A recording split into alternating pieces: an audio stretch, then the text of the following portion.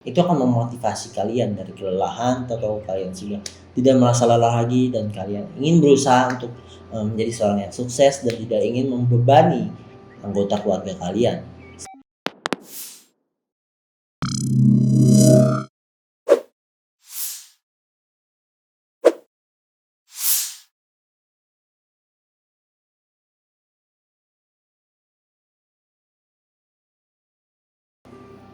Hai teman-teman Gopedia, balik lagi dengan gue Mimin.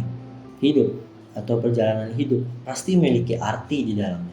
Dengan adanya hidup maupun tujuan hidup kita itu seperti apa? Jika dengan adanya tujuan hidup, kalian memiliki yang namanya motivasi untuk mengetahui tujuan hidup kalian ke arah mana, bahkan untuk mencari tahu kalian bisa menjadi seorang yang lebih berguna dan memiliki rasa lelah ketika kalian sudah tidak sanggup dengan kehidupan kalian, dan itulah yang namanya hidup. Hidup dikategorikan sebagai hal yang paling utama di dalam hidup kita, yaitu apa sih tujuan hidupnya, apa sih yang kita harus lakukan di dalam kehidupan ini, apakah kita bisa menelusuri kehidupan kita tersebut. Ada 3 hal yang kita miliki ketika kita melalui kehidupan itu. Yang pertama adalah lelah, yang kedua adalah kebahagiaan, yang ketiga adalah usaha. Itu pada saat kita melakukan sesuatu, kita memiliki usaha untuk melakukan segala macam kehidupan kita, seperti kita belajar, lalu kita dihadapkan konsekuensi yang namanya pekerjaan, disuruh bertanggung jawab untuk menikahi pasangan hidup, lalu yang terakhir adalah menjadi tua atau menjadi dewasa. Kalian akhirnya setelah menikah kalian punya anak, kalian harus merawat anak tersebut hingga besar, lalu anak tersebut menikah, lalu yang terakhir adalah hidup bahagia dengan adanya keluarga besar gitu. Nah teman-teman, ketika kalian menghadapi semua itu, ketika kalian lelah dengan semua itu, ketika kalian berusaha payah untuk menghidupi keluarga ataupun setelah belajar, setelah kalian bekerja, itu aja, dengan adanya keluarga kalian akan merasakan yang namanya kebahagiaan gitu. Dengan adanya kebahagiaan tersebut, itu akan memotivasi kalian dari kelelahan atau kalian sudah tidak merasa lelah lagi dan kalian ingin berusaha untuk menjadi seorang yang sukses dan tidak ingin membebani anggota keluarga kalian, sehingga kalian bisa hidup tenang dan bahagia bersama pasangan kalian. Nah, itu semua dirangkum di dalam buku ini, yaitu Ruang dan Waktu. Ruang dan Waktu ini ternyata buku yang ditujukan untuk semua kalangan, baik mahasiswa atau mahasiswi, orang awam, hingga para praktisi pengobatan komplementer. Jadi ternyata buku ini tuh adalah sebuah kisah panjang yang menceritakan 5 orang laki-laki dan 1 perempuan. Mereka adalah para pengembara ruang dan waktu yang mencari arti hidupnya melalui hobinya masing-masing dengan karakter yang berbeda. Namun pada ruang dan waktu yang masing-masing, mereka telah berhasil menyelami lautan kebijaksanaan, walau pada akhirnya duka yang ditemuinya. Namun kata ikhlaslah yang menjadi kendaraan untuk kembali berjalan. Saat kaki-kaki kalian tidak sanggup lagi menopang rasa lelah tersebut, pada setiap tapakan kecil mereka di saat itu pula perlahan demi perlahan rasa ikhlas tumbuh dengan indahnya, hingga puncak tertinggi keikhlasan mereka saat berada di puncak tertinggi gunung bawah karang setinggi 2830 dari permukaan laut. Jika di ruang adalah tempat untuk bernaung dan waktu adalah batas sebuah perjalanan, lalu apa yang harus dijadikan sebagai poros untuk selalu memutari ruang tanpa harus terluka? Maka sejauh apapun engkau berjalan tanpa dekat dengan Tuhan, maka engkau ibarat berjalan pada tanah yang tandus atau hampa. Teruntuk itu, bagi para pengembara ruang dan waktu, kalian harus teruslah berjalan sehingga engkau menemukan bahagia di balik kesedihan kamu atau kelelahan kamu. Dan jangan lupa juga kalian untuk terus mengingat yang namanya Tuhan, atau bagi umat Islam yaitu Allah. Buku ini ternyata ditulis oleh Muhammad Fadil, atau yang dia pengen disebut yaitu nama penanya adalah Evan. Dia lahir di sebuah keluarga yang sederhana. Ibunya adalah seorang pedagang lontong dan ayahnya adalah sopir truk. Beliau dibesarkan penuh dengan kasih sayang sehingga dia diantarkan ke pintu penulisan. Jadi dia adalah seorang penulis ya. Dia senyum dengan kasih dan sayang mereka, kendaraan imajinasi dan dari sang ilahi. Dari balik sebuah tulisannya tercecer makna-makna cinta yang selalu diseludupkan di dalam sebuah naskahnya. Para pembaca bakalan terkesan dengan cerita yang ada dalam buku ini. Ya begitulah, si penulis ini sering disebut dia adalah seorang keluarga yang sederhana, namun dia menulis secara otodidak dan terlintas pikirannya untuk menerbitkan sebuah buku. Dan ada cerita di dalam buku ini, ternyata buku ini dia harus menempuh jalan panjang, yaitu 1 tahun untuk membuatnya. Dia meriset seluruh cerita yang dicari dari Sulawesi sampai dia mencari makna-makna di perjalanan panjang tersebut. Buku ini tuh tulisan yang dibuatnya sendiri. Arti judul dalam buku ini yaitu bahwa setiap orang punya caranya masing-masing untuk menikmati ruang dan waktunya tanpa harus terluka. Nah, tentang buku ini tuh sebuah kisah panjang yang menceritakan tentang 5 anak laki-laki dan perempuan. Mereka salah satu pengendara ruang dan waktu.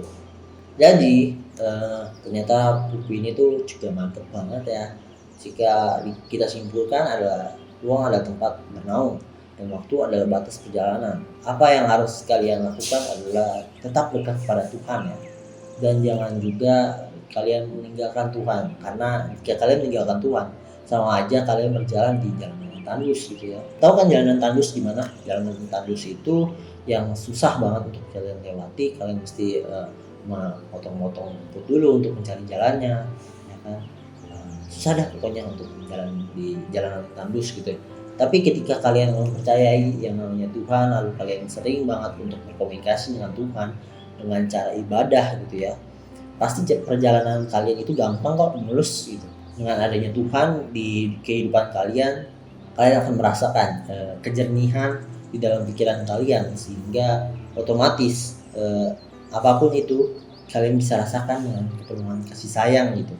Dan gak juga kalian bakalan emosi gitu, gak bakalan. Adalah emosi sedikit tapi ya sedikit gitu, gak bakalan keluar banyak sehingga kalian bakalan stres gitu. Tahu nggak penyakit stroke itu sering banget diakibatkan oleh darah tinggi. Darah tinggi itu sendiri sering banget diisukan karena kalian sering marah-marah gitu.